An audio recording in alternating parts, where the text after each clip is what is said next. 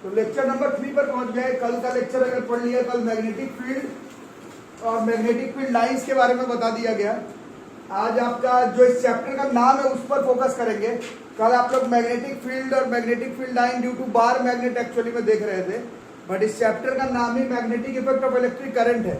Magnet का magnetic field line इस chapter के हिसाब से कुछ खास टॉपिक नहीं, टेस्ट में आएगा भले, वो एक अलग बात है।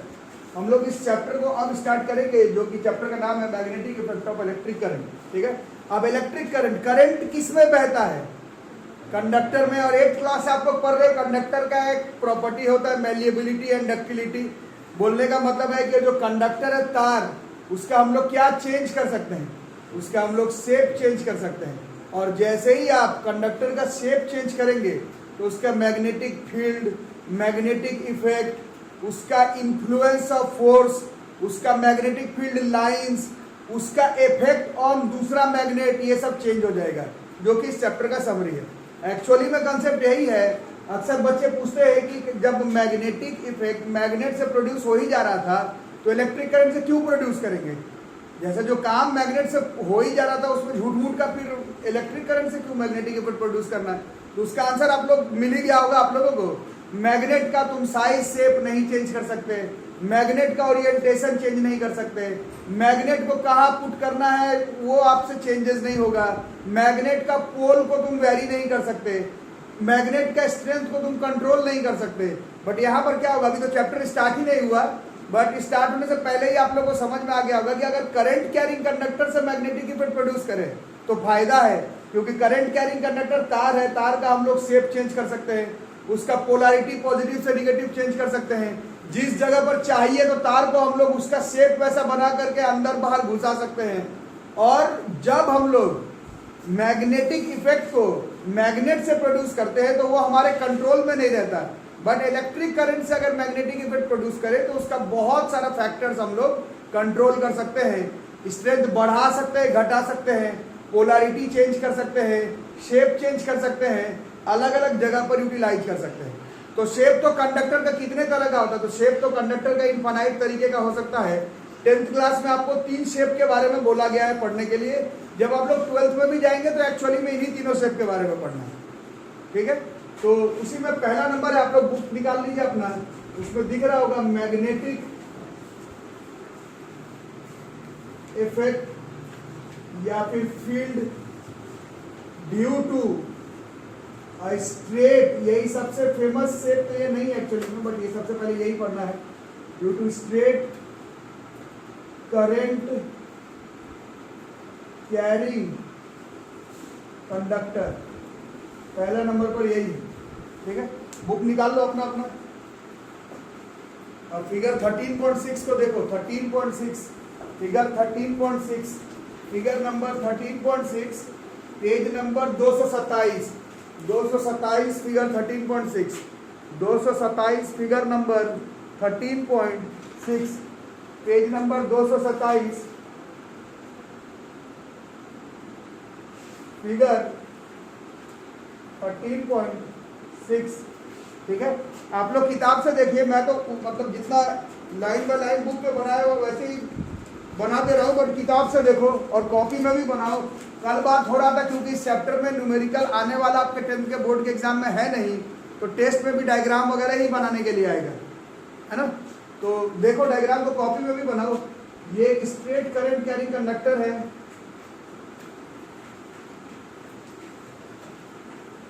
और ये कार्डबोर्ड वगैरह है जिसमें से उस स्ट्रेट करंट कैरिंग कंडक्टर को पास करवाना है। आप लोग डायग्राम किताब से देख करके बना लो।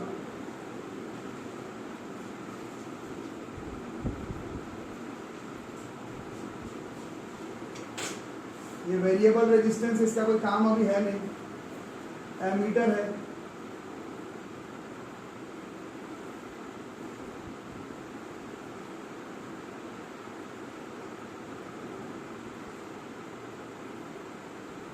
करंट हम लोग पहले से पढ़ चुके, कन्वेंशन है पॉजिटिव टू नेगेटिव, इस तरह से।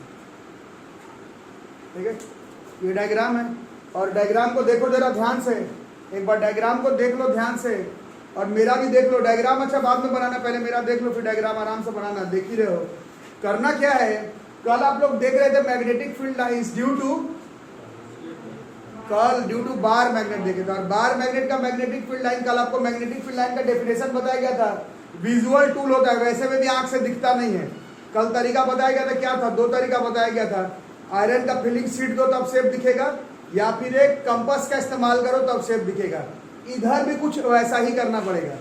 अभी भी ढेर सारा अगर छोटा छोटा आयरन का फिलिंग शीट हो तो वो भी तुमको दिखेगा, बट क्योंकि तार पर डिपेंड कर रहा है, तो तार पे कितना अमाउंट ऑफ करंट तुम पास करवा सकते हो उसका वैल्यू फिक्स है, तो जनरली उसका इस्तेमाल नहीं करते। किताब में देखो तुमको दिखेगा, एक कंपास ले लो, जो कंपास है मैग्नेटिक कंपास से काम तुम्हारा चल जाएगा। ठीक है, करना क्या है, जिधर ये तार आकर के लगा है कार्डबोर्ड से, करंट नंगा तार है, करंट पास हो रहा है इसमें से, यहाँ पर जैसे ही तुम एक मैग्नेटिक कंपास को रखोगे, जैसे ही एक मैग्नेटिक कंपास को रखोगे वहां तुमको दिख रहा होगा, आप जैसे दिख रहा, डायग्राम में है क्या मैग्नेटिक कंपास? कहाँ पर है? ठीक है, तो एक्चुअली में इसमें जो पैटर्न है मैग्नेटिक फील्ड लाइंस का, वो इस तरह से कंसंट्रिक सर्कल का बन जाएगा। इस केस में जो मैग्नेटिक फील्ड का पैटर्न है बॉस, मैग्नेटिक फील्ड का पैटर्न है वो किस शेप का बनेगा? वो कंसंट्रिक सर्कल के शेप का बनेगा। ठीक है, तो कल आप लोग एमएफएल याद किए थे, magnetic field line due to bar magnet, magnetic field line due to straight current carrying conductor. Book से डायग्राम बनाना, मेरा ये कार्डबोर्ड में मिटा देता हूँ, कार्डबोर्ड अजीब सा ही बन गया है। इस तरह से तार है, ऐसे था, जिस पॉइंट पर देख रहे थे उस पॉइंट पर कैसा बनेगा? ये जो शेप है, तो शेप कंसंट्रिक सर्कल का बनेगा। जो भी कार्डबोर्ड वगैरह अगर लगाते हो उसमें तुमको ये दिखेगा, ये शेप। ठीक है, आ रहा है समझ में? मैग्नेटिक फील्ड लाइंस का शेप कैसा हो गया? कंसंट्रिक सर्कल का शेप बन गया। किस केस में? Straight current carrying conductor. याद रहेगा सबको क्या? मैग्नेटिक फील्ड लाइन का कल जो आप पैटर्न याद किए थे वो बार मैग्नेट का था। स्ट्रेट करंट कैरिंग कंडक्टर का पॉइंट ऑफ इंपैक्ट पर मैग्नेटिक फील्ड लाइन का पैटर्न कैसा हो जाएगा? कंसंट्रिक सर्कल के फॉर्म में हो जाएगा। याद रहेगा? अब सर्कल के बारे में हमें मालूम है, सर्कल कैसा हो सकता है? सर्कुलर मोशन 9th में भी आप लोग पढ़े थे और बचपन से जानते हैं। सर्कुलर मोशन दो तरह का हो सकता है, या तो वो क्लॉकवाइज ओरिएंटेशन हो सकता है या फिर एंटी क्लॉकवाइज ओरिएंटेशन हो सकता है। ठीक है, तो ये देखने का दो तरीका, या तो तुम कंपास रखो, कंपास से दिख जाएगा, कंपास रखो, कंपास से दिख जाएगा कि क्लॉकवाइज ओरिएंटेशन है या फिर एंटी क्लॉकवाइज ओरिएंटेशन, या फिर यहीं पर हम लोग इंट्रोड्यूस करेंगे एक रूल, और उस रूल को हम लोग कहते हैं Maxwell's right hand thumb rule. जो लोग मेरे से पहले से चैप्टर पढ़ रहे हैं उनको एक बात मैंने बताया था, क्योंकि आप लोग 10th के बाद आगे जब बढ़ेंगे तो आपको मालूम चलेगा ये Maxwell's right hand thumb rule कई जगह पर फिजिक्स में इस्तेमाल करते हैं हम लोग। अभी फिलहाल इस्तेमाल करेंगे क्या पता लगाने के लिए? कौन सा शेप था कंडक्टर का? Straight current carrying conductor. Magnetic field line का पैटर्न कैसा है? Concentric circle. वो कंसंट्रिक सर्कल क्लॉकवाइज है या एंटी क्लॉकवाइज, ये पता लगाने के लिए हम लोग जिस रूल का इस्तेमाल करेंगे उस रूल को अभी फिलहाल हम लोग कह रहे हैं Maxwell's right hand thumb rule. याद रहेगा? तो राइट हैंड निकालो, अपना अपना दाहिना हाथ निकाल लो, राइट हैंड। ये रूल मैं ऐसे 1-2 दिन पहले भी बताया था, बट अभी इस पे क्लियर कट यूज करना है, इसमें दाहिना हाथ निकाल लो, अपना अपना राइट हैंड निकालना है। और करंट का डायरेक्शन जिस तरफ है, दिख रहा है बच्चों? करंट का डायरेक्शन जिस तरफ है, करंट का डायरेक्शन जिस तरफ है, करंट का डायरेक्शन जिस तरफ है उस तरफ उंगली करना है। दाहिना हाथ, हाथ निकालिए सर, बैठे रहने पर नहीं होगा। ये उंगली करना है इस तरह से, दिख रहा है किस तरफ उंगली जा रहा है? इस डायग्राम में डाउनवर्ड, तो ऐसे, तो हाथ का स्वर्लिंग देख रहे हो, ये डाउनवर्ड गया, अरे समझ में, ये डाउनवर्ड ऐसे है, और हाथ का स्वर्लिंग देख रहे हो कैसे हो रहा है? ये जो हाथ का स्वर्लिंग है यही डायरेक्शन देगा तुमको मैग्नेटिक फील्ड लाइन का, कि वो क्लॉकवाइज था कि एंटी क्लॉकवाइज था।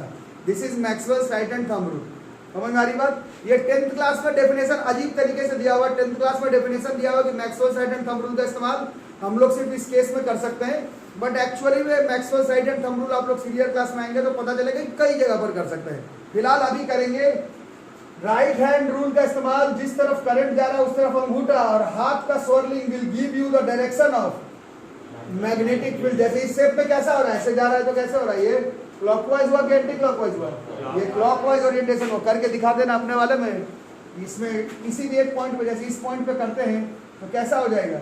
ये ऐसा। तो इसका ओरिएंटेशन जो है बॉस क्लॉकवाइज ओरिएंटेशन हो रहा है, क्लॉकवाइज। इस केस में मैग्नेटिक फील्ड लाइन का पैटर्न होगा concentric circle, concentric circle clockwise होगा कि एंटी क्लॉकवाइज, ये पता लगाने के लिए हम लोग इस्तेमाल करते हैं Maxwell's right hand thumb rule का। This is what in class 10th we have to study in magnetic field due to straight current carrying conductor. क्या क्या जानना? पहला नंबर कि उसका शेप MFL का कंसेंट्रिक सर्कल होगा, दूसरा उस कंसेंट्रिक सर्कल का क्लॉकवाइज है कि एंटी क्लॉकवाइज, ये पता लगाना है तो आपको Maxwell's right hand thumb rule का इस्तेमाल करना पड़ेगा। ठीक है, तो Maxwell's right hand thumb rule figure number 13.7 देख लो, पेज नंबर 228 से, और किताब में जो लिखा हुआ है वही डेफिनेशन लिखेंगे आप लोग अपने हिसाब से। आप मैनिपुलेट करके 10th 12th पे बोर्ड्स के एग्जाम में नहीं लिख सकते, जैसे लिखा हुआ है वैसे लिखना पड़ेगा और डायग्राम भी बनाने का ट्राई करना पड़ेगा। बाकी आप समझ गए Maxwell's right hand thumb rule का इस्तेमाल कहाँ पर होगा? स्ट्रेट करंट कैरिंग कंडक्टर में जो कंसेंट्रिक सर्कल है उस कंसेंट्रिक सर्कल का डायरेक्शन क्लॉकवाइज होगा कि एंटी क्लॉकवाइज, ये पता लगाने के लिए हम लोग इस्तेमाल करते हैं Maxwell's right hand thumb rule का। बुक से देख करके लिख लेंगे। Fingers will wrap around the conductor in the direction of the field lines। ठीक है, इसी को कहते हैं Maxwell's right hand thumb rule. Current का डायरेक्शन अगर नीचे की तरफ है, ये जैसे स्वर्लिंग होगा, आप लोग अंगूठा वगैरह का भी डायग्राम बना लेंगे। ये अगर करंट का है, जैसे इस डायग्राम में करंट ऐसे नीचे की तरफ, तो स्वर्लिंग किस तरफ से हो रहा है? इस तरह से दिख रहा है ना, इस तरह से स्वर्लिंग हो रहा है। ये मैग्नेटिक फील्ड का डायरेक्शन है। आप लोग अंगूठा उंगली भी बना लीजिएगा, मैं बोर्ड पर नहीं बना रहा हूं। फिगर 13.7 NCERT पेज नंबर 228 को फॉलो करेंगे।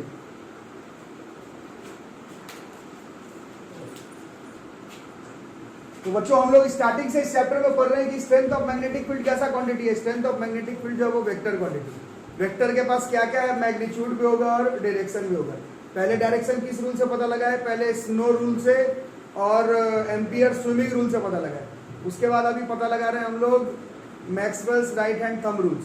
ठीक है, अब इस चैप्टर का तो समरी यही है ना, क्योंकि ये डिपेंड कर रहा है किस चीज के ऊपर? ये कंडक्टर के शेप के ऊपर डिपेंड करेगा। इसलिए जेन्युइनली अगर सोचेंगे तो इसका कोई एक फॉर्मूला निकलते हुए नहीं आपको समझ में आएगा। ठीक है, क्यों? क्योंकि तो कंडक्टर के शेप के ऊपर डिपेंड कर रहा है। समझ में आ रहा है क्या बोल रहा हूँ? जैसे इसका कुछ भी फॉर्मूला मैं मान लो लिख दिया, कुछ भी ABCD कुछ भी, और जैसे उस कंडक्टर का शेप चेंज करूंगा तो वो फॉर्मूला तो चेंज हो जाएगा। ठीक है, तो अभी आपको अपने दिमाग से बताना है कि वो मैग्नेटिक फील्ड जो है, टॉपिक वही आपका आएगा एग्जाम में भी। ये जो स्ट्रेंथ ऑफ मैग्नेटिक फील्ड है, strength of magnetic field due to straight current carrying conductor depends upon, आप बताइए कि जो स्ट्रेंथ होगा मैग्नेटिक फील्ड का due to straight current carrying conductor, वो किस किस फैक्टर के ऊपर डिपेंड करेगा? अपने से सोचना। ये डायग्राम है आपका, ये डायग्राम है, ये एक स्ट्रेट करंट कैरिंग कंडक्टर है। Straight current, this is straight current carrying conductor. और ये वाला क्या बन रहा है? ये मैग्नेटिक फील्ड का डायरेक्शन। मैं डायरेक्शन नहीं पूछ रहा, मैं फॉर्मूला पूछ रहा हूँ। स्ट्रेंथ किस चीज पर डिपेंड करेगा? तो बताओ किस चीज पर डिपेंड करेगा? करंट पर। अरे करेगा ना, कैसा? Directly inversely. जितना ज्यादा इस करंट का वैल्यू बढ़ाऊंगा, स्ट्रेंथ ऑफ मैग्नेटिक फील्ड का वैल्यू जो है वो उतना ही ज्यादा बढ़ जाएगा। फॉर्मूला आपके क्लास में नहीं दिया हुआ है, बट फिर भी अगर हम लोग सोचेंगे तो मालूम चलेगा कि करंट बढ़ाएंगे तो स्ट्रेंथ ऑफ मैग्नेटिक फील्ड जो है वो बढ़ जाएगा। और क्या लगता है किस चीज पर डिपेंड करेगा? और डिस्टेंस। जैसे ये पॉइंट, यहाँ पर एक पॉइंट है, इस पर तुम कुछ निकालते, और यही पॉइंट अगर यहाँ पर आ जाता, इस पर तुम स्ट्रेंथ ऑफ मैग्नेटिक फील्ड निकालोगे। यही पॉइंट अगर यहाँ पर आ जाएगा तो स्ट्रेंथ ऑफ मैग्नेटिक फील्ड, या फिर यही पॉइंट अगर यहाँ पर आ जाएगा तो स्ट्रेंथ ऑफ मैग्नेटिक फील्ड का वैल्यू जो है वो वेरी कर जाएगा। डायरेक्टली या इनवर्सली, मतलब जितना ज्यादा दूरी होगा उतना ही कम स्ट्रेंथ ऑफ मैग्नेटिक फील्ड होगा। तो ये दो चीज के ऊपर डिपेंड करता है। पहला number directly proportional, directly proportional किसके? To the amount of electric current और और इसको परपेंडिकुलर डिस्टेंस कहते हैं। Exactly perpendicular distance from the, book में लिखा हुआ आपके एनसीईआरटी बुक में पॉइंट ऑफ कांटेक्ट, या फिर हम लोग लिखेंगे perpendicular distance from straight current carrying conductor, जिस पॉइंट से देखना है, ठीक है। Perpendicular distance from that straight current carrying conductor. इस पे रिलेशन कैसा होगा, इस पे ये जो रिलेशन है वो इनवर्सली प्रोपोर्शनल होगा, ठीक है। इसका फॉर्मूला आपके बुक में नहीं दिया हुआ है, बट टेस्ट में पूछा जाएगा कि किस किस फैक्टर के ऊपर डिपेंड करता है। करंट पे डिपेंड करता है and perpendicular distance from a straight current carrying conductor के ऊपर डिपेंड करेगी, ठीक है। तो magnetic field due to a current through a circular coil आप लोग देख लेंगे। आप लोग एनसीईआरटी बुक से बच्चों 13.9 और फिगर 13.8 दोनों को देख लेना। फिगर 13.9 और 13.8 दोनों फिगर को देख लेना, अपना दोनों डायग्राम को देख लेना।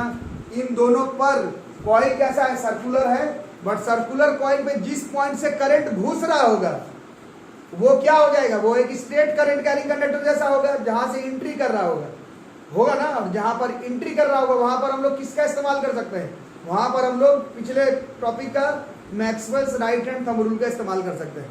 डायग्राम 13.9 भी देख लो, 13.8 भी देख लो। जैसे मेरा डायग्राम मत ही देखो, ये समझने के लिए वीडियो में जो लोग देख रहे हैं समझने के लिए इस्तेमाल कर सकते हैं। बाकी बुक में जो 13.8 और 13.9 में है वही डायग्राम आपको बनाना पड़ेगा। इस डायग्राम में हम लोग देख रहे हैं कि इस पॉइंट पर, अगर ये एक पॉइंट है, इस पॉइंट पर करंट ऐसे ऊपर की तरफ जा रहा है, तो ऐसे हाथ का स्वर्लिंग करेंगे, इसका स्वर्लिंग करके ये डायरेक्शन कुछ इस तरह से आएगा। इस पॉइंट पर, अगर इस पॉइंट का नाम अगर Q है, तो इस पॉइंट पर करंट अंदर की तरफ आ रहा है, यहां पर हाथ अंदर करके स्वर्लिंग करेंगे तो इस बार मैग्नेटिक फील्ड का डायरेक्शन इस तरह से आएगा। और आप अपने 13.8 और 13.9 दोनों डायग्राम से देखेंगे कि ये सर्कुलर सिर्फ नाम का है, ये धीरे धीरे सर्कल से इसका आर्क बड़ा होने लगेगा। आर्क बड़ा होने लगेगा तो ये ओवरऑल सर्कल जैसा नहीं होगा।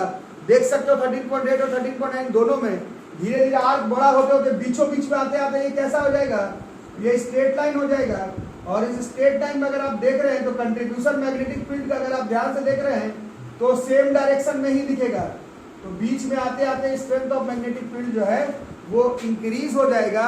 और हमें याद क्या करना है बोर्ड्स के एग्जामिनेशन में, पैटर्न बनाने के लिए पूछा जाएगा आपसे, पैटर्न कैसा होगा, तो पैटर्न लिखना कैसा होगा, कंसेंट्रिक सर्कल होगा, धीरे धीरे आर्क बढ़ेगा, बीच में सेंटर पर आते आते किसके सेंटर पर आते आते, सर्कुलर लूप के सेंटर पर आते आते आर्क स्ट्रेट लाइन बन जाएगा। सिर्फ स्ट्रेट लाइन नहीं, उस स्ट्रेट लाइन में मैग्नेटिक फील्ड का कंट्रीब्यूशन सेम डायरेक्शन में होगा और मैक्सिमम होगा, ये लिखना है, ठीक है, ये चीज आपको लिखना है, ठीक है। और डायग्राम बना देना है। ये वाला समझाने के लिए ये नहीं बनाना है एग्जाम में, 13.8 और 13.9 में जो एनसीईआरटी बुक में डायग्राम है वो आपको बनाना है, ठीक है। और किस किस फैक्टर के ऊपर डिपेंड करेगा वो आपको बताना है।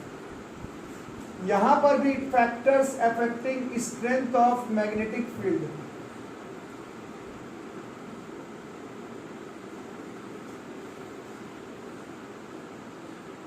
बताओ अभी भी किस किस फैक्टर के ऊपर डिपेंड कर रहा है। पहला तो करंट के ऊपर, और रिलेशन कैसा है, डायरेक्टली प्रोपोर्शनल, अभी भी ये डायरेक्टली प्रोपोर्शनल ही है। और ये कहां पर निकाल रहे हैं, factors affecting the strength of magnetic field कहां पर निकाल रहे हैं, सब जगह पर निकाल सकते हैं, बट फाइनली कैलकुलेशन आपको at the centre of circular loop पर ही करना है। तो किस फैक्टर के ऊपर डिपेंड करेगा बताओ, एक तो करंट के ऊपर, जितना ज्यादा करंट होगा सेंटर पर strength of magnetic field circular loop का उतना ही ज्यादा होगा। और दूसरा नंबर जो कि आप लोग कुछ लोग समझ गए, पहले आपका एक तार था, उसमें आपका एक ही जगह पर कंसेंट्रिक सर्कल बन रहा था, अब तार को आप कॉइल के शेप में किए हैं, बहुत जगह पर कंसेंट्रिक सर्कल बन रहा है। आपको एक झलक में लगेगा कि एक दूसरे का इफेक्ट को कैंसिल कर रहा है, बट डायरेक्शन देखो ये कोई कैंसिल वैंसिल नहीं हो रहा है, एक्चुअली में स्ट्रेंथ ऑफ मैग्नेटिक फील्ड बढ़ ही रहा है। तो इसका मतलब है एक तार पर से कॉइल बढ़ा है तो स्ट्रेंथ ऑफ मैग्नेटिक फील्ड बढ़ गया, तो अगर नंबर ऑफ टर्न बढ़ा दूं तो ये स्ट्रेंथ ऑफ मैग्नेटिक फील्ड और बढ़ जाएगा। तो दो ही फैक्टर के ऊपर डिपेंड कर रहा है, करंट के ऊपर, और दूसरा number of turns of the circular loop, इन दोनों फैक्टर के ऊपर ये डिपेंड करता है। ठीक है, तो इसका भी फॉर्मूला हो सकता है बिल्कुल, बट आपके क्लास में नहीं दिया हुआ है। हम लोग ट्राई करेंगे कि चैप्टर के एंड में सबका फॉर्मूला लिखवा दिया जाए, बट कुछ लोग अबव एवरेज है, उन लोगों को समझ में आ रहा होगा कि फॉर्मूला आप लिख भी लेंगे तो आप इस्तेमाल नहीं कर सकते 10th में। You can not apply the formulas of magnetic field in class 10, तुमसे होगा नहीं उसका इस्तेमाल। फॉर्मूला लिखने के लिए तुम लिख सकते हो, बट वो फॉर्मूला आप इस्तेमाल नहीं कर पाओगे। ठीक है, तो कॉमन सेंस कह रहा है कि नंबर ऑफ टर्न बढ़ाने पर स्ट्रेंथ बढ़ रहा है, तो अब हम लोग क्या करेंगे, अब टर्न को ही बढ़ा देंगे। ठीक है, तो वो बढ़ाएंगे तो एक नया शेप बन जाएगा जिसको कि हम लोग सोलोनॉइड कहते हैं। वो बहुत इंपॉर्टेंट टॉपिक है एग्जाम का, वो हम लोग पढ़ेंगे कल। तब तक इन सबको नोट कर लो। ये डायग्राम मत बनाना जो मैं बना, ये सिर्फ समझाने के लिए था। 13.9 और 13.8 जो एनसीईआरटी में है वो बना। ठीक है, आज का वीडियो यहीं तक करेगा, मिलेंगे अगले क्लास में, तब तक के लिए थैंक यू।